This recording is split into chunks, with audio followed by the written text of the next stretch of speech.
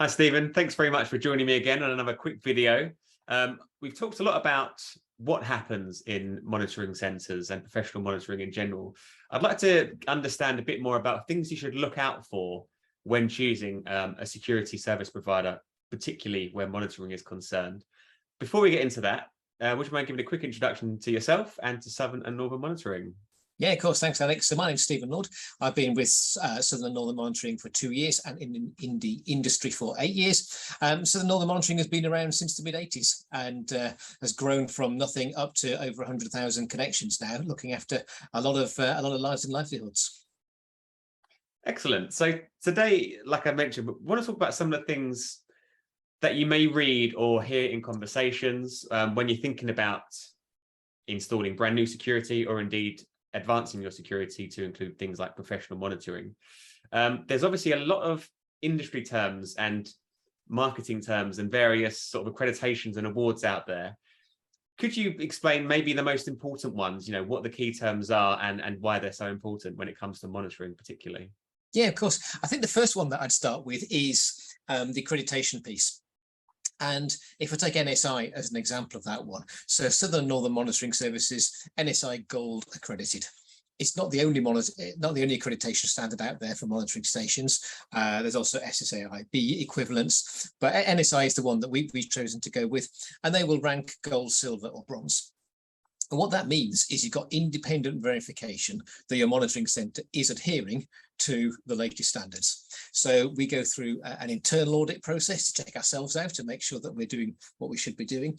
We also go through an external audit process where industry experts come in to assess us. They watch operators doing their work. They look at copies of management meeting minutes, that kind of thing, to make sure we're running the business appropriately and really make sure that end to end, from the monitoring centre to the system that's being installed to the way it's maintained, the customer is getting a professional experience to enhance the reputation of the industry and make sure that only those who are accredited can carry on kind of operating on that basis.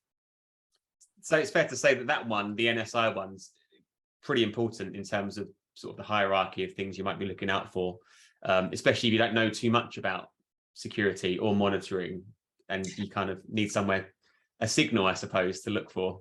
Exactly. If you're not an expert, you want to know there's a trade body out there who's doing that work for you to validate and to make sure. And it's a very rigorous audit regime and independent experts to make sure that people are doing their job properly. But once you get past NSI and start looking a little bit deeper, you might have 3 NSI Gold accredited monitoring stations, but actually they all operate in a slightly different way with slightly different nuances because the standards allow for variances. One of the things we offer at Southern and Northern is high integrity monitoring. And that's something that you don't have to get your NSI Gold accreditation, but we look upon it as something extra and a safety net to allow us to do a more robust job for our customers. So I was going to kind of explain a little bit around what that involves, if that works for you. Yeah, that sounds great. Great. So basically, high integrity means there should be no single point of failure anywhere in the monitoring infrastructure. Easy done. Yeah, exactly. It's a bit like the old Rolls-Royce principle, probably an urban myth of kind of having 2 sets of brakes on your car. And we operate exactly that kind of principle, but we try and go for more than 2 of everything that we possibly can do. At the most basic, we start with 2 different arcs. So an arc is an alarm receiving centre, and we've got one in Waterlooville and one in Altrincham, and they're over 200 miles apart. That was particularly relevant during COVID, where we had the risk of people catching COVID and infecting each other. And we had to work on the assumption as part of our contingency planning that we may not have a full workforce in one area or the other. Of course, having 2 centres geographically dispersed like that minimises the risk of that happening. And I bet that's the same with emergencies like electrical breakdowns or indeed storms, something we've witnessed recently. Yeah, exactly. It's surprising how often there are power cuts. And to be able to separate yourself geographically, it is really important. But we always go a step further than that. So what we do, for example, around the power side of things, is we make sure that both of our arcs have got UPS systems, uninterruptible power systems, which are basically massive great batteries, which will keep the whole thing going on emergency power for several hours. And there's another layer of protection behind that. We've got backup generators, diesel generators, which will chug away and keep the place going for months if necessary without any external power. So we try and work on that basis of always having an extra layer of protection. And where can we go next for another layer of protection to make sure that we're never in a situation where we can't handle an alarm? So you're really talking about a completely uninterrupted service. So, whatever may be happening, your customers, if an alarm went off to one of their clients, the alarm would still come through to someone. It's still going to reach someone, and there will be someone there to respond to it, essentially. Exactly that. And what some ARCs do is they'll have a functioning facility, and then they'll have an emergency backup or an emergency DR. And we don't regard that as being quite as seamless as it could be, or quite as risk-free as it could be, because at some point there's got to be a cutover from one to the other. And if you're answering a panic alarm or a fire alarm or something, you don't want to waste any time. You want to be on that really, really quickly.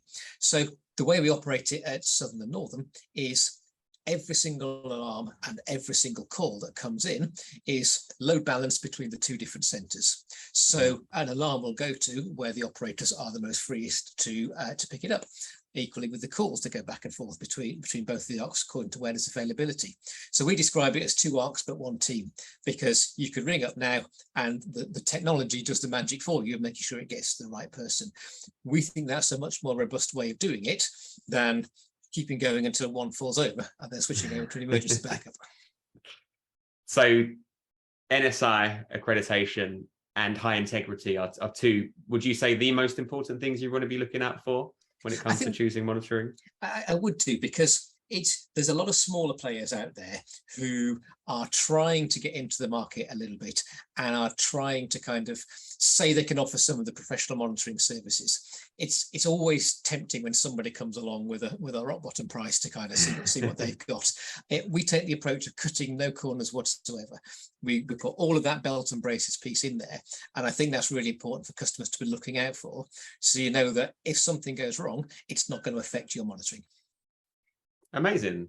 Are there any other terms that we should be looking out for or thinking about when choosing a monitoring service provider? I think the other main one that I'd highlight is echo and being echo connected. And I'm going to talk about that in a little bit more detail in one of our other videos, but that stands for electronic call handling operations. And that's new technology that has only really been launched in the last year, 18 months or so.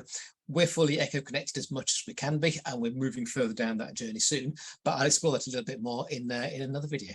Okay, I'm going to save that one for later on, so my brain doesn't get overloaded. But yeah, looking out for NSI and high integrity to start with, at least, and we'll catch up in the next video to talk about echo.